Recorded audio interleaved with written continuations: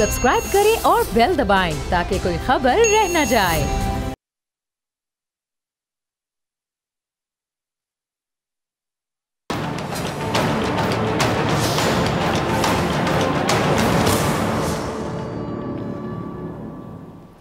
अस्सलाम वालेकुम नाज़रीन, मैं हूं डॉक्टर फिज़ा अकबर खान और मैं हूं पाकिस्तान और आप देख रहे हैं पाक भारत टाकरा। जंग की ख्वाहिश में भड़कती मोदी सरकार को मुंह तोड़ जवाब देने का दूसरा साल मुकम्मल हो गया है। पाकिस्तान को घर में घुसकर मारने का ख्वाब देखने वाली मोदी सरकार के ख्वाब को चकनाचूर हम कह सकते हैं कि दूसरा साल मुकम्मल हो गया।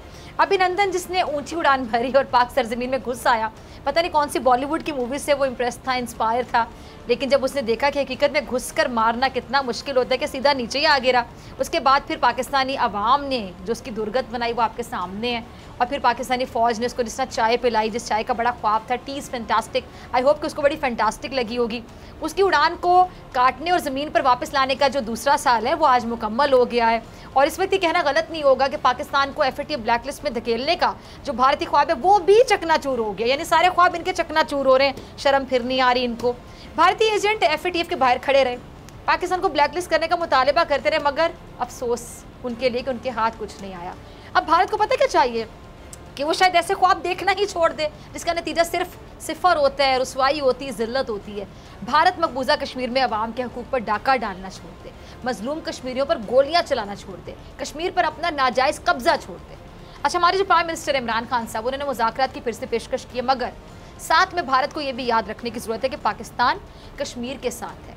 अच्छी खबर यह कि भारत और पाकिस्तान दोनों ने जंगबंदी के मुआहदे की पासदारी का फैसला किया, इसमें अमरीकी काफ़ी खुश हैं। पाकिस्तान ने हमेशा मुआहदे का पास रखा और आइंदा भी रखेगा। अब देखना ये कि क्या भारत इसका पास रखता है या फिर नहीं रखता है। अच्छा, पाकिस्तान एक कदम के जवाब में हम देखते हैं कि 4 कदम बढ़ाने को तैयार है, मगर पाकिस्तान कश्मीरियों के हुकूक पर डाका डालने पर ना कभी पहले खामोश रहा और ना आइंदा रहेगा। पाकिस्तान भारत की जानिब से काले कवानीन पर आवाज़ उठाता है और हमेशा उठाता रहेगा। तीनों मेहमान जो मेरे साथ मौजूद है, तारुफ करवाती पाकिस्तान से मुनीब कादिर मेरे साथ मौजूद हैं, भारत से पंकज श्रीवास्तव मेरे साथ मौजूद है, और राजा निजामत हुसैन साहब chairman Jammu Kashmir self determination movement, ये UK में रहते हैं। जी राजा साहब, बहुत शुक्रिया आपका ज्वाइन करने के लिए। सबसे पहले पंकज, मैं आपकी तरफ आना चाहूँगी।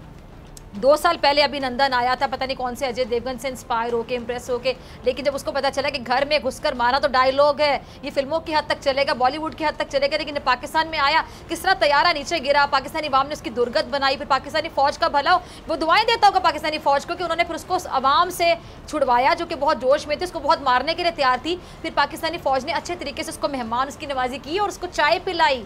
क्या कहेंगे आज के दिन पर? 2 साल मुकम्मल हो गए हैं, क्यों भेजा था अभिनंदन को इतनी मार पड़वाने के लिए?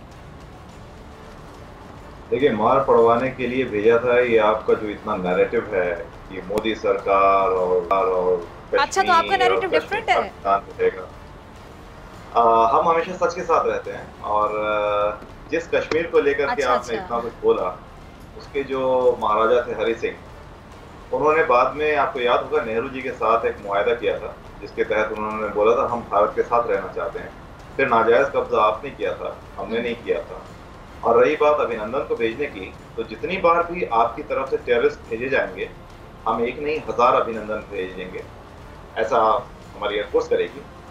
और रही बात अभिनंदन से छोड़ने की, तो आपके ऊपर वर्ल्ड प्रेशर था, तो आपको छोड़ना था। और जो एक वॉर प्रिजनर्स एक्ट एग्रीमेंट है, उसके तहत आपको छोड़ना था।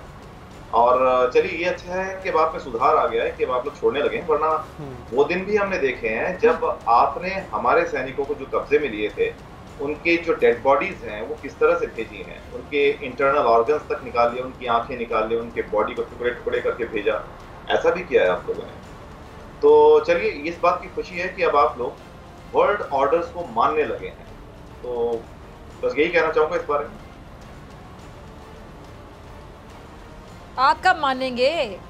ये पता नहीं क्या झूठी सच्ची बातें कर रहे हैं, आप कब मानेंगे? मुनीब, मैं आती हूँ आपकी तरफ से, इनसे पूछ लूँ। अच्छा मुनीब, आप कैसे देख रहे हैं, क्या कह रहे हैं ये? इन्होंने अपनी ही करतूतें पाकिस्तान के ऊपर लगा दी हैं। एक फिशरमैन था जो कि पकड़ा गया था, जिसको के भारतीयों ने उसको काबिज कर लिया था, और बेचारा जब बरामद हुआ तो उसके ऑर्गन्स ही मिसिंग थे और वो जिंदा भी नहीं था और उसको इस हालत में लौटाया था। तो ये भारतीय सरकार और ये भारतीय सेना की करनी है। ये पाकिस्तान पर प्रोजेक्ट कर रहे हैं without any evidence, without any shade of evidence. आप इस तरह से तोहमतें और आरोप लगा रहे हो। दूसरी बात अभिनंदन की, अच्छा अब इन्होंने कहा है कि पाकिस्तान के ऊपर जी वर्ल्ड प्रेशर था, ये था वो था। दरअसल मैं बता देता हूँ, आप कहना चाह रहे हैं कि जिनीवा कन्वेंशन था, थर्ड जिनीवा कन्वेंशन, वो प्रिजनर्स ऑफ वॉर के साथ डील करता है। तो आप ये मान रहे हैं एक तरह से, आपकी तो अपने नैरेटिव में कॉन्ट्रडिक्शन है कि आपने वॉर करने की कोशिश की थी और पाकिस्तान ने आपके उस अटैक को सक्सेसफुली रिपेल किया, उसको ख़त्म किया। क्योंकि प्रिजनर ऑफ वॉर की प्रोटेक्शन अभिनंदन पे सिर्फ तब लगती है अगर कोई वॉर लाइक सिचुएशन भी थी। तो फिर मोदी ये क्यों कह रहा था कि वॉर नहीं है उनकी तरफ से? वो ये क्यों कह रहा था कि वो ऊपर से अपने जेट वगैरह हेलीकॉप्टर उड़ा रहे ऐसे ही बस हम लोगों को अपनी तरफ से वार्न करने की कोशिश में? वो भी उसको उल्टी पड़ गई। और मुझे ये बात समझ नहीं आती कि अभिनंदन आप लोगों के लिए इतना बड़ा हीरो क्यों है, क्योंकि वो तो नीचे आकर गिरा है, उसने आपका क्या नाम रोशन किया, उठा के अपने मेडल्स दे दिए। उसको तो हम लोगों ने बल्कि उसकी मेहमान नवाजी वगैरह की, उसको बेचारे को चाय वगैरह पिलाकर भेज दिया। उसने अचीव क्या किया, उसकी अचीवमेंट क्या है? ये सिर्फ आप मेरे ख्याल से ये सिर्फ वो डैमेज कंट्रोल करने की कोशिश कर रहे हैं कि कुछ नहीं हुआ, लेकिन दरअसल बहुत कुछ हुआ। और इससे एक बात साबित होती है, बिल्कुल ये बड़ी खुशी की बात है। अभी ये इन्होंने फिजा जी ने भी कहा है अपने इंट्रोडक्शन में कि मुआहदा हुआ है अभी रिन्यूड पाकिस्तान और भारत के बीच में, और यही कि हम सीज़ फायर को रिस्पेक्ट होनी चाहिए। अब ये भारत की तरफ से जो सीमाओं का उल्लंघन होता रहा है ये आइंदा नहीं होना चाहिए, तो ये एक अच्छी बात है। हम तो बहुत देर से ये कह रहे हैं, इसीलिए ये निर्णय हमने लिया था कि अभिनंदन को लौटाया जाए ताकि मोदी की जंगजू हरकतों को रोक दिया जाए। जंग बुरी बात है, अमन अच्छी बात है, इसीलिए पाकिस्तान ने हमेशा अमन का साथ दिया। कुछ कह रहे हैं, जरा क्या कहिए जी, कहिएगा दोबारा पंकज जी। मैं ये कह रहा था कि वॉर जो है ना, आप लोग टेररिस्ट भेजते हैं, वॉर सीधी वॉर आप कभी जीत नहीं सकते, इसीलिए आप लोगों ने टेररिस्ट का सहारा लिया। और 1965 में जुल्फिकार अली भुट्टो ने भी ये बात अगेन ये आपने थोड़ा गलत आप समझ गए हो। कुलभूषण जाधव भारत की तरफ से आए थे, कुलभूषण जाधव भारत का भेजा हुआ है, और आप ही के इंडियन चैनल्स के ऊपर आप अगर देख लें तो ये मेजर गौरव आर्या अपना फोन दिखाकर जो बातें करता रहता है, वो किन की बातें करता रहता है? मेजर गौरव आर्या जो धमकियां देता है पाकिस्तान के हवाले से, वो कहाँ की देता है? तो मेरे ये कहने का मतलब कि सीमाओं का उल्लंघन ना कीजिए, आतंकवादी या आतंकवाद इनको आप कंडेम कीजिए, आतंकवाद की तरफ जीरो टॉलरेंस पॉलिसी होनी चाहिए, मेरा ये मानना है। तो आप कंडेम कीजिए आतंकवाद को। उसी तरह से ये फॉरेन पॉलिसी मैगजीन ने भी लिखा है कि भारत के अंदर दाइश IS वो एक हब बन चुका है, तो आपको क्रैकडाउन करना पड़ेगा टेरर पे। और फिर प्रज्ञा सिंह ठाकुर जैसे आतंकवादियों को तो जेल खाने में होना चाहिए। वो लोकसभा में बैठकर क्या कह रही है? तो मैं वही आपसे कह रहा हूँ कि बंद कीजिए टेरर, बंद कीजिए। आजकल के जमाने में हम 21वीं सदी में हैं, बल्कि मैं कहता हूँ we are in the middle of a pandemic. तो इसीलिए मैं कहता हूँ कि मुआहदा या डायलॉग इसलिए जरूरी है क्योंकि आप चाहते नहीं हो कि टेरर खत्म हो। आपको पता है कि अगर आप सही तरह से टेबल पर आकर टॉक्स करेंगे तो टेरर खत्म हो जाएगा, लेकिन आपकी अकाउंटेबिलिटी आप नहीं चाह रहे। एक दफा आपकी अकाउंटेबिलिटी शुरू होगी तो टेरर खत्म हो जाएगा। अब आप क्यों नहीं चाहते कि टेरर खत्म हो? आपने क्यों ऐसे लोगों को प्रधानमंत्री बनाया हुआ है, आपने ऐसे लोगों को अपना मंत्री बनाया हुआ है? प्रज्ञा सिंह ठाकुर टेररिस्ट नहीं है तो और क्या है? उसने माना नहीं था अपने मुंह से कि उसे बाबरी मस्जिद में क्या किया। अब एक और बात सुन ले जरा, इधर ही मैं बताता चलूं आप लोगों को। जम्मू और कश्मीर की पुलिस ने 3 इंडियन आर्मी के सोल्जर्स को अरेस्ट कर दिया है for kidnapping a minor girl. एक कम उम्र बच्ची को किडनैप और जिनसी हरासा करने के ऊपर। ये वाली बात अगर नहीं मेरा आप यकीन करते तो 17 फरवरी का अपना इंडिया का एक पब्लिकेशन है द वायर, उसके ऊपर आप पढ़ लें, गूगल चेक कर लें। ये बात हर जगह पे, ये चर्चा हर जगह पे है। इसको कहते हैं टेररिज्म। आप ये बताइए 18 फरवरी 2021 को 2 UN के इंडिपेंडेंट एक्सपर्ट्स हैं, 2 UN स्पेशल रिपोर्टर्स हैं, उन्होंने ये कहा है कि जो आर्टिकल 370 आपने एब्रोगेट किया था 2019 के अंदर, उसके बाद से जो इंडियन ऑक्युपाइड कश्मीर में, मकबूजा कश्मीर में जो सिविलियंस हैं, माइनॉरिटीज हैं, उन लोगों के राइट्स खतरे में हैं। तो आपकी तो आलोचना हर कोई कर रहा है, बल्कि जो इस वक्त किसानों का आंदोलन चल रहा है, मुझे बताइए ग्रेटा थनबर्ग, मुझे बताइए रिहाना, मीना हैरिस जो कि कैमला हैरिस की नीस हैं, वो सारे आपकी आलोचना क्यों कर रहे हैं? मुझे बताइए। आपका तो कोई समर्थन नहीं कर रहा, UN आपका समर्थन नहीं कर रहा, यहाँ तक कि जो कैमला हैरिस US की वाइस प्रेसिडेंट है वो समर्थन नहीं कर रही। और आज एक और खबर सुन ले, US स्टेट डिपार्टमेंट के प्रवक्ता ने, नेड प्राइस ने ये ऐलान किया है कि भारत को पाकिस्तान के साथ डायरेक्ट टॉक्स करनी चाहिए कश्मीर के मुद्दे पर। तो ये कश्मीर का मुद्दा इंटरनेशनलाइज भी हो गया। तो आप ये आतंकवाद छोड़िए और एक सॉवरेन स्टेट की तरह आकर हमारे साथ, पाकिस्तान के साथ एक सॉवरेन स्टेट के साथ टेबल के ऊपर बात कीजिए, डिप्लोमेसी कीजिए, आतंकवाद छोड़िए, आतंकवाद छोड़ दीजिए। There is no place for आतंकवादी, नो प्लेस फॉर आतंकवादी in this day and age. मेरा आपसे यही कहना है, प्लीज आतंकवाद छोड़िए, सीज फायर वायलेशन छोड़िए, सीमा का उल्लंघन करना छोड़िए। हमने बहुत पेशेंस शो किया, आपने तब भी आतंकवाद किया था 2 साल पहले जब आपने बालाकोट में स्ट्राइक करने की कोशिश की, मुंह के बल गिरे, अभी लंदन को लौटा दिया। अब और कितना अम का पैगाम चाहते हैं? मैं तो कहता हूँ कि अम से काम लेना चाहिए, इसलिए तो मैंने शुभकामनाएं भेजी हैं कि चलिए ठीक है, मुआहदा हो गया, बट अब इसका फॉलो अप भी होना चाहिए, अमल दरामद भी होना चाहिए। जी राजा साहब आपकी तरफ आना चाहूंगी। ठीक है राजा साहब, मैं आपकी तरफ आना चाहूंगी। ये जो कश्मीर के हवाले से बात जब भी इनसे की जाती है, कश्मीर के बारे में कहते हैं कि कश्मीर हमारा अटूट अंग है, कहाँ लिखा है कि कश्मीर इनका अटूट अंग है? जो उन्होंने नाइंसाफी की कश्मीर के साथ आपके सामने है। कश्मीर में जो कुछ हो रहा है वहाँ पे, आए दिन वहाँ पे इनकी लाखों की तादाद है, इनकी फौज कश्मीरी पंडितों की बात करेंगे मैडम, आए दिन वहाँ पे क्या किया जा रहा है, औरतों की किस्मत दरी के वाकयात पेश आते हैं। वहाँ पे बच्चों के साथ पैलेट गन से छर्रे बरसा के बच्चों की आप देख रहे बिनाई छीनी जाती, आए दिन माएँ अपने बेटों के जनाजे उठाती हैं। ये इनका अटूट अंग है, इस तरह काबिज हुए हुए ये कश्मीर पर, फिर वहाँ तक रसाई नहीं है किसी को, वहाँ जाके कोई रिपोर्ट नहीं कर सकता, सही तरीके से रिपोर्टिंग नहीं की जा सकती वहाँ पे, और अपने मनपसंद लोगों को वहाँ पे ले जाके ये रुख दिखाना चाहते हैं, ये दिखाना चाहते हैं कि झूठी कैंगलिंग जिससे फालतू मीडिया है, अर्नब गोस्वामी जैसे एंकर है कि जो कहा जाता है वो बता दिया जाता है। कश्मीर से भी ऐसी रिपोर्ट्स ये अपनी मनपसंद चाहता है नरेंद्र मोदी की आ जाएं कि कश्मीर में तो सब अच्छा है। क्या दुनिया समझती है कि सब अच्छा है? नरेंद्र मोदी की साजिशें दुनिया क्या नहीं समझ रही?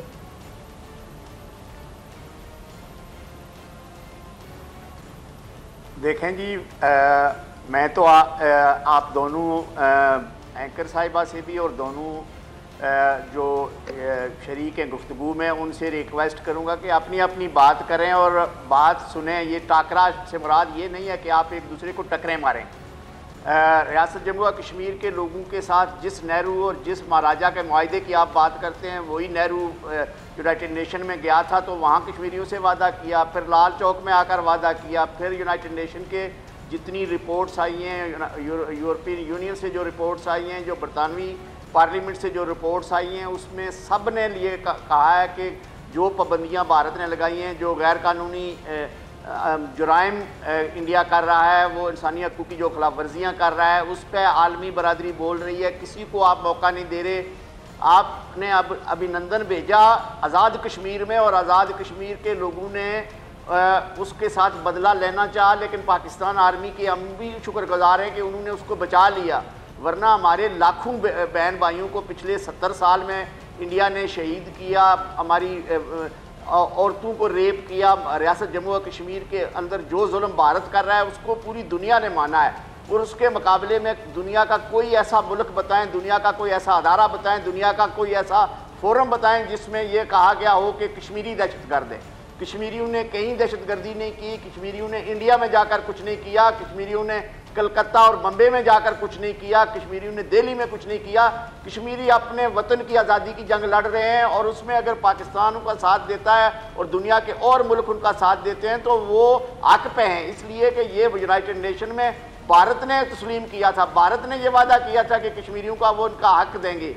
और जिस मुआहदे की आप बात कर रहे हैं उस मुआहदे का कोई सबूत नहीं है, कोई कागज़ नहीं है, कोई किसी जगह कोई स्टाम्प नहीं लिखा हुआ, कोई मुआहदा नहीं लिखा हुआ, कोई एग्रीमेंट ना यूनाइटेड नेशन में है, ना इंडिया ऑफिस लाइब्रेरी में है, ना पाकिस्तान के पास है, ना हिंदुस्तान के पास है।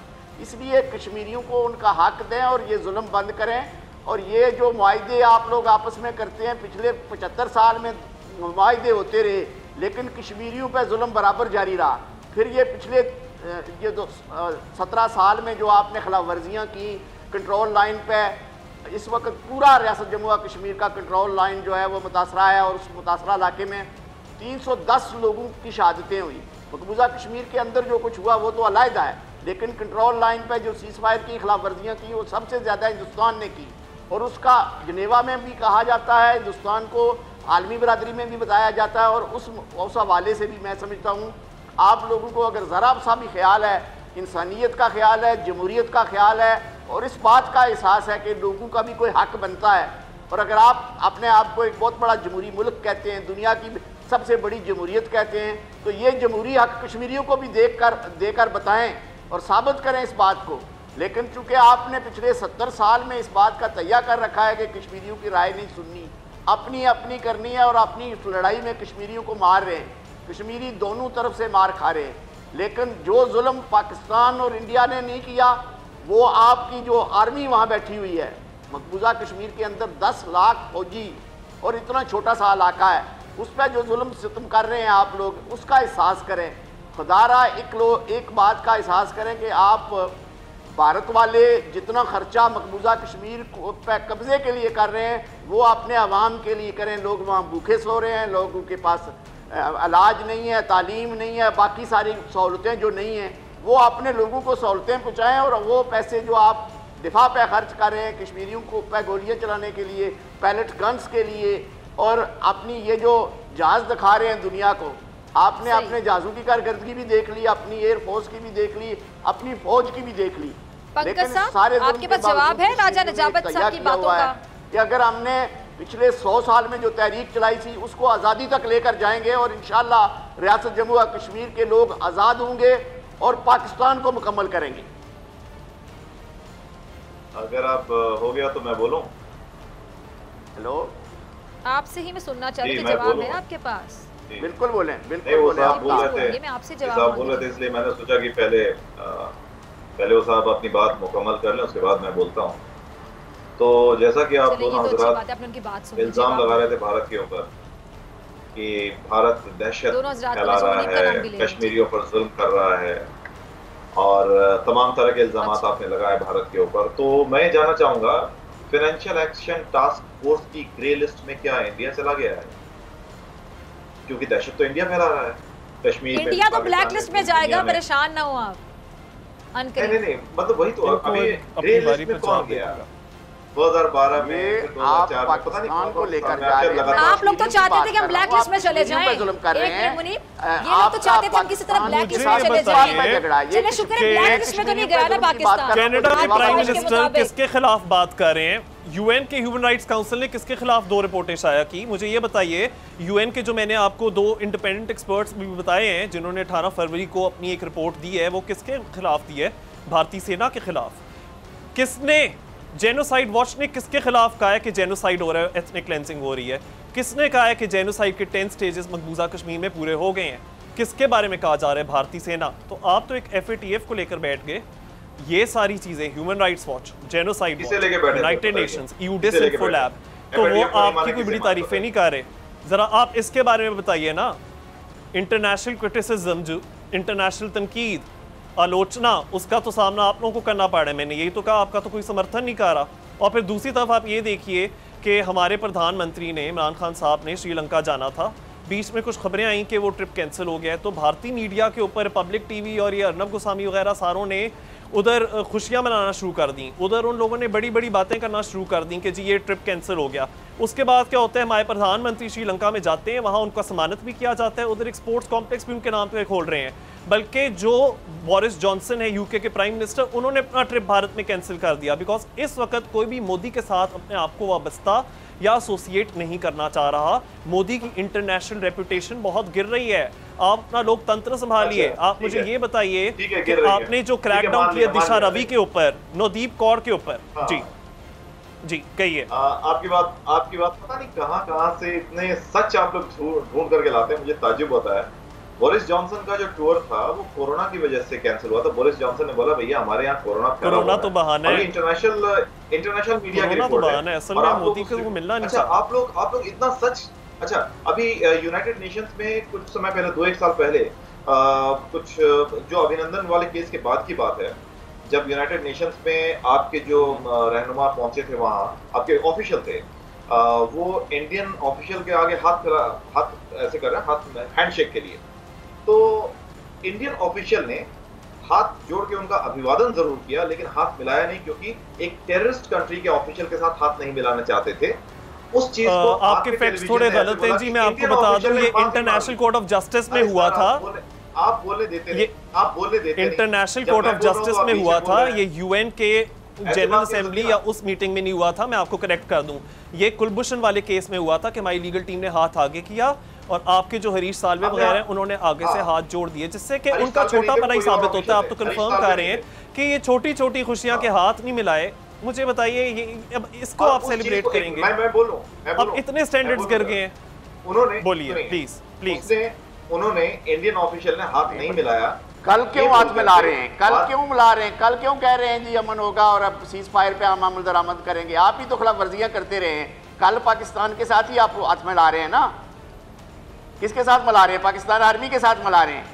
पाकिस्तान आर्मी के साथ ही रब्ता कर रहे हैं ना कि हमने अमन करना है, हमने इस पे सीज फायर पे अमल दरामद करना है। किसके साथ रब्ता कर रहे हैं आप? चाइना के साथ तो नहीं कर रहे, अमेरिका के साथ तो नहीं कर रहे, बरतानिया के साथ तो नहीं कर रहे, पाकिस्तान के साथ ही कर रहे हैं। तो जब आपने पाकिस्तान के साथ बात भी करनी है, पाकिस्तान के को सुनना है, पाकिस्तान के साथ एग्रीमेंट करके ही कोई फैसला करना है, तो ये सोच कर करें। ये 5-6 लाख कश्मीरियों को मार कर और फिर ये सारे खराजात करके अपने आप को बेइज्जत करवा कर और अपनी अजीमत उठवा कर आलमी बरादरी से भी और अपने मुल्क के अंदर भी, अब आप इसको किस तरीके से पूरी दुनिया में क्या जवाब है आपके पास कि जिस तरह आप दुनिया में अकेला मार रहे हैं? अगर वो आपके फर्ज किया वो आपके शहरी हैं, तो फिर आप अपने शहरियों को क्यों मार रहे हैं? जब्त कर लिया था, आपकी हैसियत हो गई आज पूरी दुनिया में कि आपको जो मलेशिया जो है आपका प्लेन जब्त कर लेता है। दुनिया में टर्की और चाइना को छोड़ के आपकी कोई और दोस्त नहीं है। इंडिया की जो पोजीशन है मोदी के आने के बाद और बढ़ी है। तो मुझे ये बताइए कि पिछले साल यूएई की जो एक प्रिंसेस थी उन्होंने भी आपके बारे में क्या कहा था? यूएई ने आपको चेतावनी दी थी कि आपके मजदूर की कम्युनिटी जौन सी है भारत की तरफ से वो उनको वापस भेज देंगे, क्योंकि आप लोग उधर बहुत नफरत अंगेज बातें लिख रहे थे मुसलमानों के बारे में ट्विटर के ऊपर। यूएई आपके वर्कर्स को एक्सपेल करने लगा था कि नहीं करने लगा था? पूरी दुनिया ने उसके बारे में बात की हुई। मैंने कहा यू डिसइंफो लैब के हवाले से भी आपको आलमी सतह पर रुसवाई सहना पड़ी। उसी तरह से फॉरेन पॉलिसी मैगजीन ने ये लिखा कि जो आपके मुतालबात थे बालाकोट स्ट्राइक और F-16 वगैरह के बारे में वो भी बिल्कुल बेबुनियाद थे। तो ये तो मैं अपनी सोर्सेज आपको साइट करके बता रहा हूँ, ये मैं हवा में बातें नहीं बना रहा। और एक और बात अगर कहता चलूँ, चले आप अपनी जरा अपनी बात को कंप्लीट कर लें, फिर मैं आगे आपको बताऊंगा। हो गया आपका? कभी सच बोल लिया, हो गया आपका? कभी सच बोल लिया? तो मैं तो आपको सोर्सेज बता रहा हूँ, आप रिसर्च थोड़ी सी कर लें। आजकल तो इंटरनेट है। अब आजकल तो देखें, मैं कोई श्रीवास्तव ग्रुप तो हूं नहीं, वो तो आप ही के काम है। मैंने तो एक सोर्स बताई है, human rights watch, amnesty international को आपने इसी वजह से किक आउट किया इंडिया से, क्योंकि आपको पता है वो सच बता रहे थे। अब आप अमेज़ॉन प्राइम वीडियो वालों को भी हरास कर रहे हैं, उनके भी आप ऑफिसर्स को अरेस्ट कर रहे हैं वो तांडव ड्रामे के ऊपर, क्योंकि सच बर्दाश्त नहीं होता। अब आप मुझे एक बात बताइए कि साल हो गया है वो जो दिल्ली के अंदर मुस्लिम्स के खिलाफ प्रोग्राम हुआ था, जब वो सीएए के अगेंस्ट, जब वो सिटीजनशिप अमेंडमेंट एक्ट के अगेंस्ट, जब वो नागरिकता बिल के खिलाफ प्रोटेस्ट कर रहे थे। 53 लोग मारे गए हैं, 53 लोग जान बहक हुए, उसमें से ज्यादातर मुसलमान थे। मुझे ये बताइए कि उसमें एक कपिल मिश्रा नाम के बीजेपी के प्रवक्ता थे, बीजेपी के लीडर थे कपिल मिश्रा। उन्होंने उस वक्त नारे लगाए थे मुसलमानों के खिलाफ, उन्होंने नारे लगाए थे कि उनकी तरफ टारगेट किया जाए, शूट किया जाए। अब ये कितनी गलत बात है। और कल वो द वायर के ऊपर बैठकर कपिल मिश्रा कहता है कि अगर उसको फिर मौका मिले वो फिर से वही वाले नारे लगाए। इस तरह का आदमी, उसको आपकी अदालत बाइज्जत बरी कर देती है, आपके कोर्ट्स, आपका लीगल सिस्टम, आपका पूरा लोकतंत्र इस वक्त जिस बुनियाद के ऊपर खड़ा हुआ है वो सारा, मैंने भी आपको कहा, डगमगार है।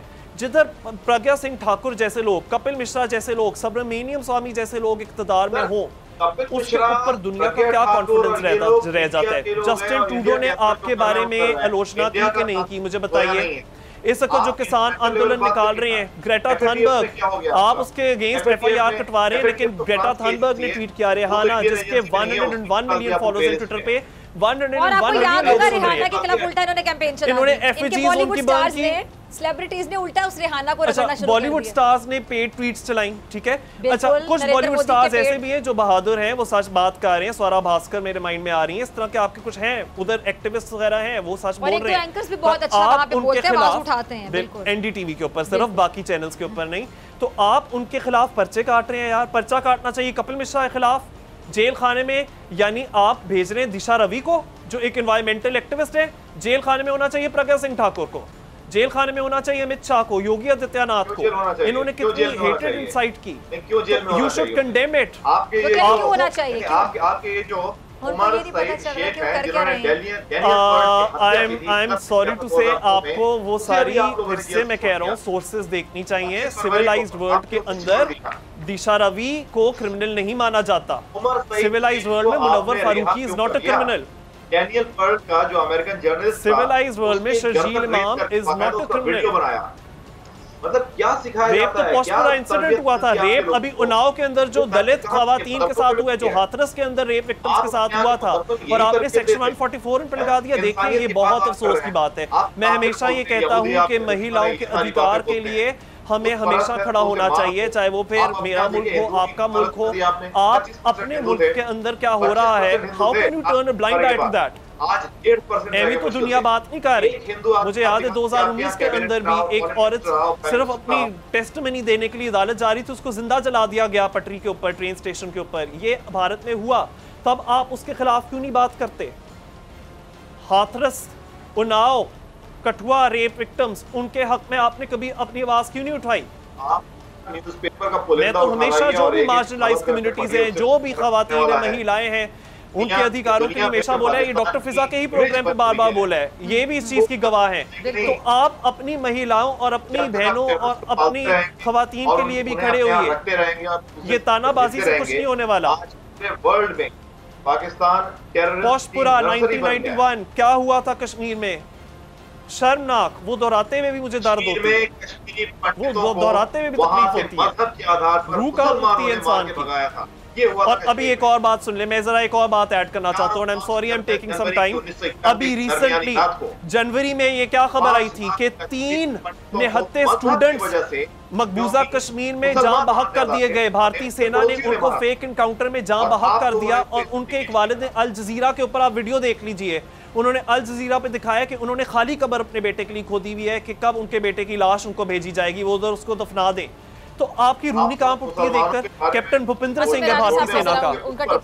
साहब आपकी तरफ आ रही हूँ, एक मिनट में आपकी तरफ आती हूँ दोबारा, ठीक है? मुनीब और पंकज, मैं आपकी तरफ भी दोबारा आती हूँ। कश्मीर के हवाले से मुझे बात करनी है। राजा साहब वहाँ पर कश्मीर की नुमाइंदगी करने के लिए हमारे साथ प्रोग्राम में शामिल गुफ्तगू है। राजा साहब, अमेरिका में जो नई हुकूमत आई है, क्या लगता है आपको कि क्या कोई किरदार अदा कर सकते हैं वो? कोई चेंज पॉलिसी आपको नज़र आती है आने वाले दिनों में? भारत अपनी हर धर्मी पे कायम रहेगा? दुनिया का ज़मीर जो है वो जागेगा कभी कश्मीर को लेके, या अपने अपने मुफाद देखे जाएंगे दुनिया की जानिब से, हर मुल्क की जानिब से कि उनका क्या मुफाद जुड़ा हुआ है भारत के साथ, और वो अपने मुंह पे ताले लगाए रखेंगे, बहरे बने रहेंगे, गूंगे बने रहेंगे, अंधे बने रहेंगे कश्मीर को लेके? जी देखें जी, सारी दुनिया जो है वो अपने मफाद को पहले देखती है, लेकिन सारी दुनिया बात कर रही है जो जिस तरीके से भी करनी चाहिए, चाहे वो अमेरिका हो, बरतानिया हो, यूरोप हो, या यूनाइटेड नेशन के दीगर ममालिक हो, OIC हो, कॉमनवेल्थ हो, हर प्लेटफार्म पर लोगों ने कहा है, लोग आज़ादी से ये मुतालबा कर रहे हैं भारत से कि मकबूजा कश्मीर में लोगों को आने जाने दिया जाए, पार्लियामेंटेरियन को, जर्नलिस्टों को ये लॉकडाउन ख़त्म किया जाए। और वो कोरोना से ज़्यादा सीरियस लॉकडाउन है मकबूजा कश्मीर के अंदर। अगर भारत के पास कुछ नहीं है छुपाने के लिए, वो जुल्म व ज़्यादती नहीं कर रहा, वो बड़े काले कवानीन उसने लागू नहीं किए हुए, कश्मीरियों पर जुल्म वो नहीं कर रहा, तो बैनुल-अक़वामी बरादरी को, सहाफ़ियों को, पार्लियामेंटेरियंस को, NGOs को, एमनेस्टी इंटरनेशनल के और फिर यूनाइटेड नेशन के ऑब्जर्वर्स को खुलेआम क्यों नहीं? एक तरफ पाकिस्तान की तरफ जो ऑब्जर्वर्स मौजूद हैं वो दुनिया के हर पाकिस्तान के इलाके में, कश्मीर के इलाके में, जहाँ भी वो जाना चाहते हैं आज़ादी से जाते हैं। मकबूजा कश्मीर के अंदर ये सारी पाबंदियाँ जो हैं वो आलमी बरादरी चीख कर बोल रही है इनसे, और मैं ये ज़रूर कहूँगा कि आलमी बरादरी का ज़मीर जागा हुआ है, आलमी बरादरी बोलती है, लेकिन भारत ने जो अठधर्मी इख्तियार की हुई है पिछले 74 साल में, उसको वो आगे लेकर जाना चाहता है। और ये मत समझें कि 6 लाख कश्मीरी जो हैं वो शहादतें देकर बस कर जाएंगे, हमारी पूरी की पूरी आबादी ख़त्म हो जाए, लेकर रियासत जम्मू और कश्मीर के लोग अपनी आज़ादी की जदोजहद को जारी रखेंगे। भारत की उस गासिब, एक तरफ वो कहते हैं जी हमने ये तारें लगा दी हैं, बाड़बंदी कर दी है, सारा कुछ है, कोई कश्मीरी इधर नहीं आ सकता, कोई उधर नहीं जा सकता, सारा कुछ बंद करने के बावजूद फिर मारते लोकल मकामी लोगों को। कोई बताए ना कोई किसी और इलाके का बंदा मारा है जो टेररिस्ट था या जो वो वहाँ दाखिल हो गया था। वहाँ इतनी बड़ी फ़ौज, आपकी 10 लाख की फ़ौज जो है वो कश्मीरियों का रास्ता नहीं रोक सकती। अंदर से मुजाहरे आपने बंद कर दिए हैं, अंदर से जुलूस निकालने बंद कर दिए हैं, आपने हर उस शख्स को पाबंद सलासिल किया हुआ है जो बात करता है, उसमें चाहे वो हिंदुस्तान के सपोर्टर कश्मीरी हैं या पाकिस्तान के सपोर्टर कश्मीरी हैं या आज़ादी के सपोर्टर कश्मीरी हैं, लेकिन उस सारी बात में अगर आप लोग हक पे हैं, आप बात करना चाहते हैं तो मौका दें, कश्मीरियों को भी मौका दें और आलमी बरादरी के सामने और बैन अवी बरादरी के सामने, यूनाइटेड नेशन के सामने, जनेवा वालों के सामने, बरतानिया वालों के सामने, कॉमनवेल्थ वालों के सामने खुलकर बात करें और साबित करें अपने आप को बेकसूर, अपने आप को बेगुनाह। हम कश्मीरी कहते हैं, दुनिया भर में हम कहते हैं आज़ाद खित्ते में आए, जो भी आना चाहता है, जो भी यहाँ आया खुलेआम उसको हमने मौका दिया कि जिससे मिलना चाहते हो मिलो, जिससे सुनना चाहते हो सुनो, कोई पाबंदी नहीं, कोई ना पाकिस्तानी फ़ौज कंट्रोल करती है ना पाकिस्तान की सिविल अथॉरिटी कंट्रोल करती है। हर शख्स को मौका है आज़ादी से, बाहर से जितने लोग हमारे मेहमान यहाँ आते हैं या बाहर जाते हैं वो सबको खुले आम मौका है कश्मीरियों को। लेकिन मकबूजा कश्मीर के लोगों पर भी बंदियाँ हैं, वहाँ जो बाहर से लोग आने वाले हैं उन पर भी बंदियाँ हैं, किसी को आने नहीं देते।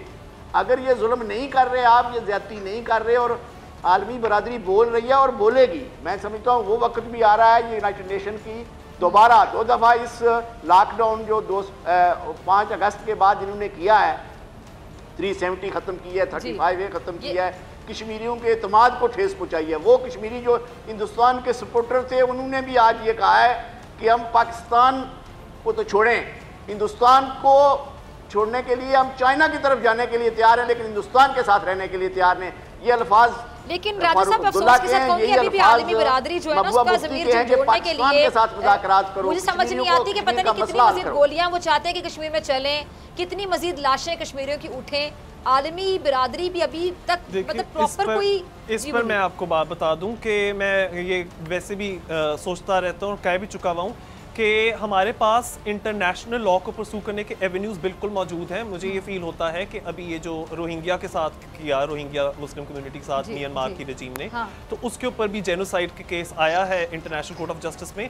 हम इंटरनेशनल क्रिमिनल कोर्ट के अंदर ये वही बात लेकर आ सकते हैं, क्योंकि अभी क्या हो रहा है मकबूजा कश्मीर में कि उधर डेमोग्राफिक चेंज किया जा रहा है। उधर क्या कर रहे हैं कि उन्होंने जो वहाँ के रिहायशी उनको लॉकअप कर दिया है लॉकडाउन के बाद 5 अगस्त 2019 से, और वो नई एक पॉपुलेशन को भर्ती कर रहे हैं, वो बाकी के हिंदुस्तान से लोगों को लाकर भर्ती कर रहे हैं। इसको एथनिक क्लेंजिंग कहा जाता है, ये 4th जिनीवा कन्वेंशन के खिलाफ है। तो पाकिस्तान, मैं ये फील करता हूँ हमें इंटरनेशनल क्रिमिनल कोर्ट हम लोग ज्वाइन करें, हम लोग ये वाला केस उधर लेकर आए, बिकॉज कश्मीर हमारी भी टेरिटरी है, हमारे जो आज़ाद कश्मीर है वहाँ भी इन लोगों ने वो सारा कुछ किया है। तो कश्मीर के साथ पाकिस्तान के टेरिटोरियल इंटरेस्ट जुड़े हुए हैं under United nation security council resolution. तो हमारा बिल्कुल बनता है इंटरनेशनल क्रिमिनल कोर्ट में केस लेकर आएँ। मुझे फील होता है कि जितनी इसके बारे में बात होगी, मोबिलाइजेशन शुरू होगी, ज़रूर इंशाल्लाह आलमी कम्युनिटी इसके ऊपर रिस्पॉन्ड करेगी। ठीक है जी, आपका लास्ट कॉमेंट चाहूँगी मैं पंकज साहब। अभी आपसे पहले जो साहब बोल रहे थे उन्होंने बोला सिविल सोसाइटी पाकिस्तान की, कैसी सिविल सोसाइटी है जिसने उमर सईद शेख को, जो कि डेनियल पर्ल का जो मर्डरर था 2002 में अमेरिकन जर्नलिस्ट का, और उसने बाकायदा उसकी फुटेज बना के यूट्यूब पर डाला भी था, उसे रिहा कर दिया जाता है। सिविल सोसाइटी आपकी ऐसी है जो ओसामा बिन लादेन को 5 साल तक पाल के रखती है, हाफिज सईद, मसूद अजहर, दाऊद इब्राहिम, इस तरह के तमाम टेररिस्ट आपके यहाँ पलते हैं और सिविल सोसाइटी आप बोलते हैं। किस तरह की सिविल सोसाइटी? दूसरी बात, कश्मीर एथनिक क्लिंजिंग की बात की अभी इन भाई साहब ने, किस तरह की एथनिक क्लिंजिंग की बात कर रहे हैं आप? कश्मीरी मुसलमान हमारे यहाँ फौज में, हमारे यहाँ पुलिस में, हमारे एडमिनिस्ट्रेटिव सर्विसेज में शामिल हो रहा है, बड़ी खुशी के साथ शामिल हो रहा है, लेकिन आपका अपना नैरेटिव है और ना तो हम उसे बदल सकते हैं ना आप खुद बदलना चाहते हैं। और आप देखिएगा आने वाले समय में genocide watch, human rights watch, यानी एक हद होती है झूठ बोलने की। मैंने आपको इतनी सारी साइटेशंस दी हैं, अब वो सारे तो पाकिस्तान की नहीं बोल रहे हैं, कुछ तो अपनी ओरिजिनलिटी दी ना। यूनाइटेड नेशंस, आप जो भी उधर यूनिवर्सल पीरियोडिक रिव्यू है उसकी जो रिपोर्ट्स हैं, जो human rights committee, human rights council, उन लोगों की और दूसरा अभी आप लोगों ने नाम लिए कालादम तंजीमों के, उनके मेंबरान के, उनको पार्लियामेंट में तो नहीं बैठाया हुआ ना हम लोगों ने। वो जो कुछ भी है वहाँ हमारी गवर्नमेंट उसको अपील कर रही है। मुझे ये आप बताइए कि आपने तो पार्लियामेंट में बैठा दिया अपने ये सारे आतंकवादियों को, प्रज्ञा सिंह ठाकुर को।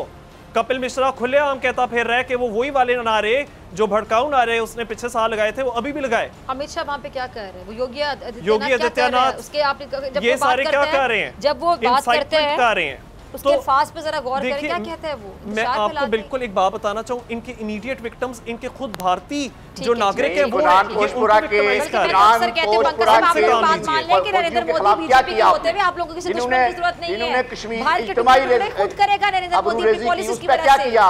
मैं सिर्फ इतना कहना चाहता हूँ कि इस तरह की अपनी जुबान, इस तरह की भाषा बोलना छोड़िए, मेरे ख्याल से अमन से बात कीजिए, एक डिप्लोमेसी के साथ बिहेव कीजिए, स्टेट की तरह बिहेव कीजिए, एक रोग ऑर्गेनाइजेशन की तरह मत बिहेव कीजिए। आपके अपने भारत के जो से लोग हैं वो भी इस वक्त ऐसे ही नहीं किसान आंदोलन दे रहे, ऐसे ही नहीं आपके जेएनयू और अलीगढ़ के स्टूडेंट्स आंदोलन दे रहे थे। मैं उनके भी हकूक की बात कर रहा हूँ, उनके मुतालबात सुन लीजिए। आपका अंदरूनी तौर पे भी अमन होगा तो फिर आप खित्ते में भी अमन की बात करेंगे। अब प्लीज अमन की बात कीजिए और इंटरनेशनल लॉ की और डिप्लोमेसी की बात कीजिए।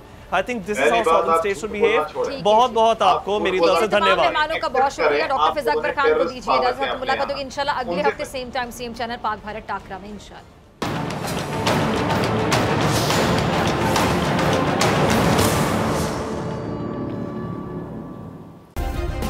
सब्सक्राइब करें और बेल दबाएं ताकि कोई खबर रह न जाए।